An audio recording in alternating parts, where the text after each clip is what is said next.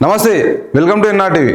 ఈరోజు వార్తల్లోకి వెళ్దాం. వార్తల్లోకి వెళ్లే ముందు మా ఛానల్ని ఖచ్చితంగా సబ్స్క్రైబ్ చేసుకోండి. సబ్స్క్రైబ్ చేసుకొని మాకు సపోర్ట్ చేయండి. Thank you. వార్తల్లోకి వెళ్దాం.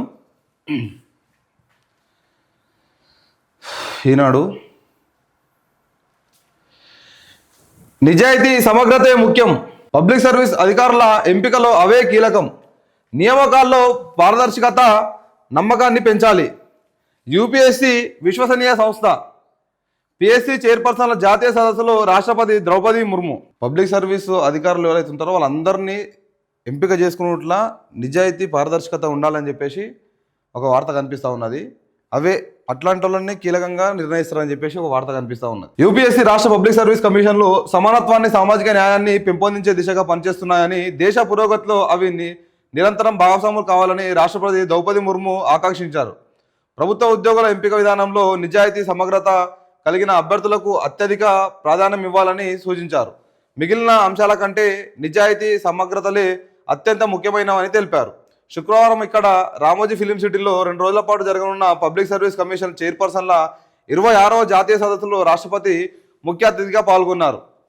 ఆ సమావేశానికి governor Jishnu Dev Varma, UPSC chairman doctor Ajay Kumar, Telangana మహిళా శిశు సంక్షేమ శాఖ మంత్రి సీతక్క, టీజేసీ చైర్మన్ బుర్రా వెంకటేశంతో పాటు పలు రాష్ట్రాల పిఎస్సీల చైర్పర్సన్లు, ప్రతినిధులు హాజరయ్యారు. రాష్ట్రపతి మాట్లాడుతూ అభ్యర్థుల నైతిక దృక్పథాన్ని అర్థం చేసుకునేందుకు ఇతర సాధనాలు, పద్ధతులన్నీ కమిషన్లు గుర్తించాలి. సివిల్ సర్వెంట్లుగా నియమితులయ్యే యువత సమాజంలో వెనుకబడిన, అణగారిన, అసహాయుల కోసం పనిచేయాలి. మహిళల అవసరాలు, ఆకాంక్షల పట్ల సున్నితత్వం కలిగి ఉండాలి.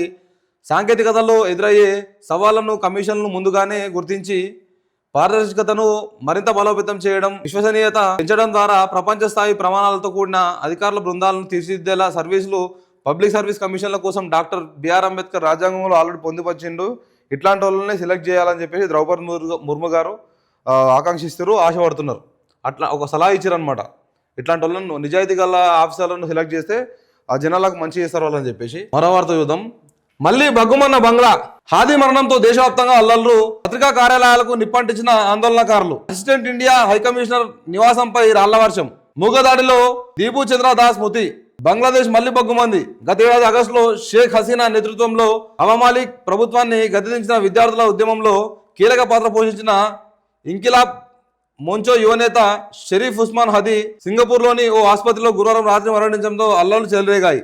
రాజధాని ఢాకా సహా పలు జిల్లాలో హింసాత్మక ఘటనలు అట్టుడికిపోయాయి. భారత రాయబార కార్యాలయం ముందు ఆందోళనకారులు భారీ నిరసనకు దిగారు. చిట్టా గ్యాంగ్లోని అసిస్టెంట్ ఇండియన్ హైకమిషనర్ నివాసంపై రాళ్ల వర్షం కురిపించారు.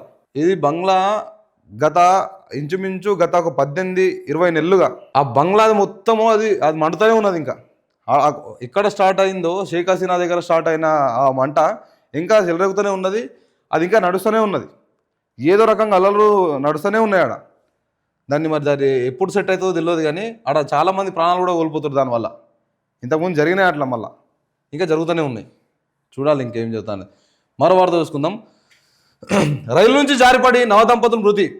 రైలు నుంచి జారిపడి నవదంపతులు మృతి చెందిన ఘటన యాదాద్రి భువనగిరి జిల్లా మంగపల్లిలో ఆలేరు రైలు మార్గంలో గురువారం అర్ధరాత్రి చోటు చేసుకుంది. రైల్వే పోలీసులు తెలిపిన వివరాల ప్రకారం ఏపీలోని పర్వతీపురం, మాన్యం జిల్లా గురుగుబిల్లి మండలం రావుపల్లికి చెందిన కోరడ సింహాచలం 25కు, అదే జిల్లాలోని అంకవరం గ్రామానికి చెందిన భవానీ 19తో 2 నెలల క్రితం వివాహమైంది. సింహాచలం హైదరాబాద్లో రసాయక పరిశ్రమల్లో పనిచేస్తుండగా జగదిగుట్టలోని గాంధీనగర్లో నివాసం ఉంటున్నారు. విజయవాడలోని బంధువుల ఇంటికి వెళ్లేందుకు దంపతులు మచిలీపట్నం ఎక్స్ప్రెస్ రైల్లో సికింద్రాబాద్ నుంచి గురువారం రాత్రి బయలుదేరారు.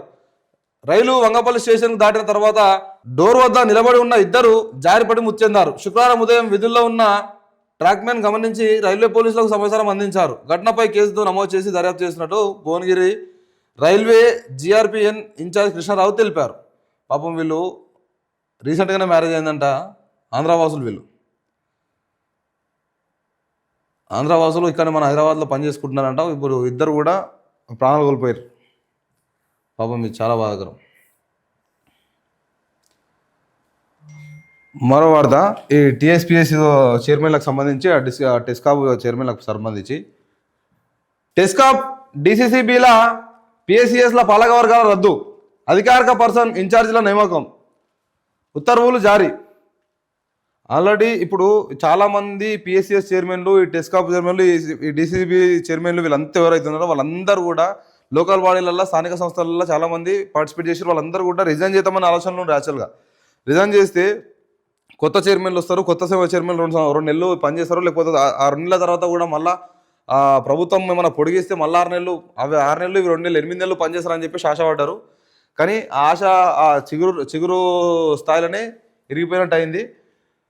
ఇప్పుడు గవర్నమెంట్ కూడా అనుకున్నట్టుగా ధన్మని వీళ్ళందరినీ పిఎస్సి చైర్మన్లను, వీళ్ళని టెస్కా వీళ్ళందరినీ కూడా రద్దు చేయడం, మళ్ళీ వెంటనే ఇప్పుడు ఉత్తర్వులు వస్తాయి, మళ్ళీ ఎలక్షన్ జరుగుతా అనే దానికి సంకేతాలు ఇవి. చూడండి కనిపిస్తుంది. రాష్ట్ర సహకార బ్యాంకు తెలంగాణలో 9 జిల్లాల సహకార కేంద్ర బ్యాంకులు 908 ప్రాథమిక వ్యవసాయ సహకార సొసైటీల ప్రస్తుత పాలక వర్గాలను రద్దు చేసి వాటి స్థానంలో అధికారిక పర్సన్ ఇన్ఛార్జీలను నియమిస్తూ ప్రభుత్వం శుక్రవారం ఉత్తర్వులు జారీ చేసింది. 6 నెలల పాటు లేదా మళ్లీ ఎన్నికలు నిర్వహించేందుకు వీలుగా తదుపరి ఉత్తర్వులు జారీ అయ్యేంత వరకు పర్సన్ ఇన్ఛార్జిలా కొనసాగుతారని వెల్లడించింది. రాష్ట్రంలో టెస్కాప్, డిసిసిబిల, పిఎస్సిఎస్ల పాలక వర్గాల పదవీకాలం ఈ ఏడాది ఫిబ్రవరి 14న ముగిసింది. ఆ తర్వాత వాటినే పర్సన్ ఇన్ఛార్జ్, మేనేజింగ్ కమిటీలుగా 6 నెలల పాటు కొనసాగించేందుకు ఉత్తర్వులు ఇచ్చింది. ఆ గడువు ముగిసిన తర్వాత ఆగస్టు 14న వాటికి నిరోధకంగా పొడిగింపు ఇచ్చింది. ఆ సమయంలో అభియోగాలున్న కొన్ని పిఎస్సిఎస్లకు వాళ్ళని కంటిన్యూ చేస్తుంది కొన్ని రోజుల వరకు. అట్లా మన ఇప్పుడు ఆల్రెడీ చాలా సొసైటీ బ్యాంకులు అన్నీ కూడా నష్టాల నుంచి లాభాలకు తీసుకొచ్చారు. చాలామంది చైర్మన్లు నష్టాల నుంచి లాభాలకు తీసుకొచ్చారు. మళ్ళీ ఇప్పుడు కూడా తొందరగా ఎలక్షన్లు కండక్ట్ చేసి ఆ చైర్మన్లను కూసబెట్టకపోతే మాత్రం, ఎట్టి పరిస్థితుల్లో కూసబెట్టకపోతే మాత్రం మళ్ళా సొసైటీ బ్యాంకుల పరిస్థితి హాలత్ ఖరాబ్ అయిపోతుంది. ఇక మళ్ళీ హాలత్ ఎట్లయిపోతుంది అంటే మళ్ళీ డౌన్ఫాల్ అయిపోతుంది. ఇక ఎందుకంటే అందరూ అంతే పారదర్శకంగా ఉండరు, అందరూ అంతే నిజాయితీగా ఉండరు. మళ్ళీ వాళ్ళు ఏమైనా లోటుపాట్లు చేసి మళ్ళీ రైతులకు ఇబ్బంది పెట్టి కమిషన్లు తీసుకొని పనులు చేయకుండా ఇచ్చిన లోన్లలో మళ్ళీ కమిషన్లు తీసుకుంటా ఇట్లా రకరకాల ఇబ్బందులు పెడతారు. ఖచ్చితంగా సొసైటీలకు చైర్మన్లు తొందరగా నిర్వహించాలి. ఆ ఎలక్షన్ నిర్వహించి తొందరగా ఎలక్షన్ కండక్ట్ చేసి వాళ్ళని కూర్చోబెట్టాలి చైర్మన్లు ఉంటేనే ఆ సంస్థ కరెక్ట్గా పనిచేస్తుంది. కొంచెం భయంతో ఉంటారు ఆ ఎంప్లాయీస్ కూడా. అట్లా కాకుండా మీరు ఎలక్షన్ అయ్యేంత వరకు ఇన్ఛార్జ్లో పెడతామంటే ఆ ఇన్ఛార్జ్ బాధ్యత వహించాడు. ఏమన్నా అయితే ముందు పోయిన చైర్మన్ల మీద వేస్తాడు. ఆ ఇన్ఛార్జ్ ఏమైనా లోటుపాట్లు చేసి ముందు చైర్ మీద వేసేసి సైడ్ అయిపోతాడు, లాభం తీసుకొని సైడ్ అయిపోతాడు. అట్లా కాకుండా అంటే వీలైనంత తొందరగా ఈ సొసైటీ బ్యాంకులు అన్ని ఇవి చైర్మన్లు ఉన్నాయి తొందరగా ఎలక్షన్ కండక్ట్ చేసి వాళ్ళని చైర్మన్లను కూర్చోబెడితేనే ఆ సంస్థ కూడా పకడ్బందీగా నడుస్తుంది. అంతేగాని ధన్వంతరి వాళ్ళందరినీ రద్దు చేసి ఇప్పుడు మళ్ళీ నువ్వు ఇన్ఛార్జీలతో నడిపించినావు అనుకోండి, చాలా ఇబ్బంది అవుతుంది. అలా చాలా ఇబ్బంది అయ్యే అవకాశాలు ఎక్కువ ఉంటాయి. కాబట్టి అది కూడా చూసుకోవాలి. మరో వార్త,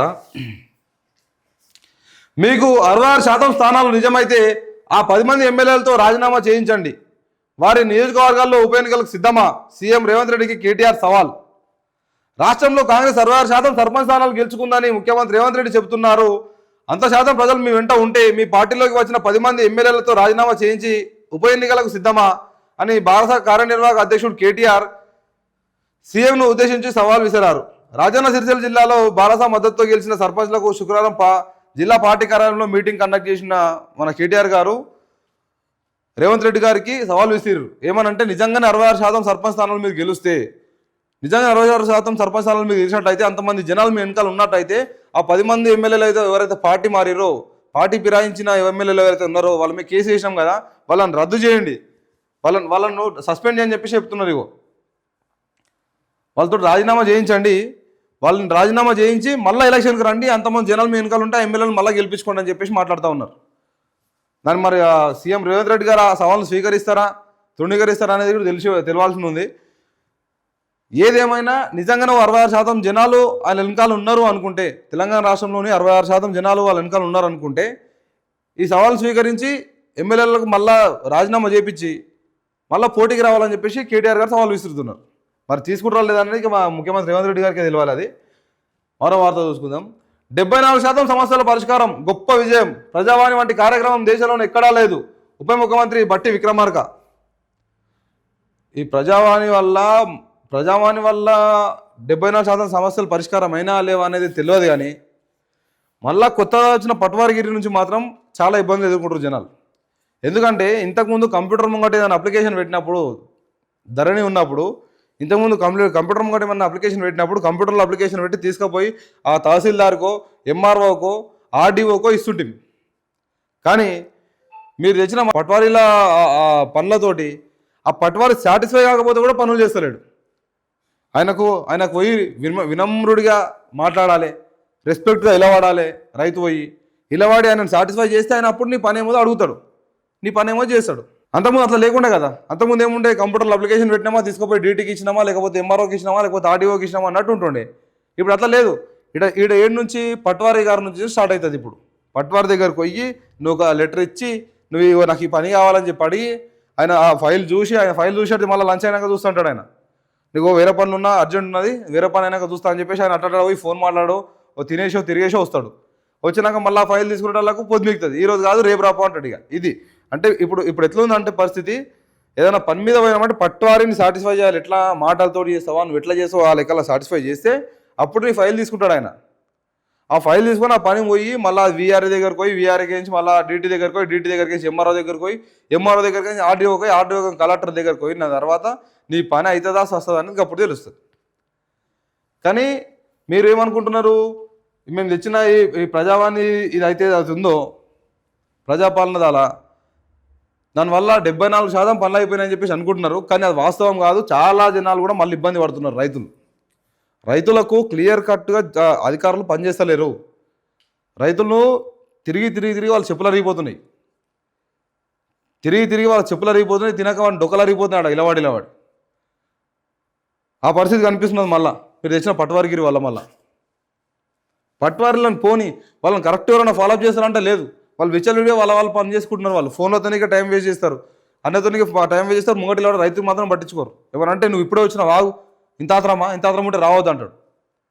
ఇట్లా బెదిరించే పనులు జరుగుతున్నాయి. కాబట్టి వాళ్ళని కూడా కరెక్ట్గా కాన్సన్ట్రేట్ చేసి చూడాలి. ఒకసారి మరో వార్త చూద్దాం. పైసా పెట్టారు, పదవి పట్టారు. సర్పంచ్గా పలువురు రియాల్టర్లు, వ్యాపారులు ఇసుక దందాలో సంపాదించిన డబ్బులు పంచారు. ఒకప్పుడు గ్రామంలో పలుపొడి ఉండి ప్రజాసేవ చేయాలనే తపన ఉన్న వారికి అందే గొప్ప పదవి సర్పంచ్. కాలక్రమేణా ఈ ప్రథమ పౌరుడి కుర్చీ కాసులతో వచ్చిన వారికి అందుతోంది. ఇటీవల ముగిసిన పంచాయతీల ఎన్నికల్లో చాలా చోట్ల స్థిరాస్తి ఇసుక వ్యాపారులు ఓటర్లను ప్రలోభపెట్టి ఈ పదవికి అందుకున్నారని తెలుస్తుంది. చాలా వరకు ఇట్లా జరిగినాయని చెప్పేసి చెప్తా ఉన్నారు.